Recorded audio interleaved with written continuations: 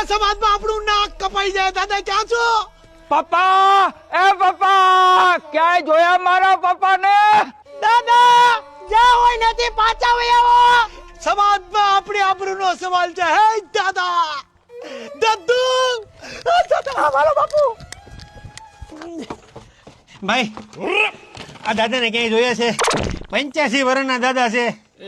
કલરમાં ચોકલેટી બ્રાઉન છે, એટલે ચોકલેટી બોય ની કલર બ્રાઉન છે દાદાનો. કોઈ નિશાન બિશાન ખરું? નિશાન દાદાને છે ને 2 લાખું છે. એક વાહામાં લાખું હતું અને એક કુલામાં.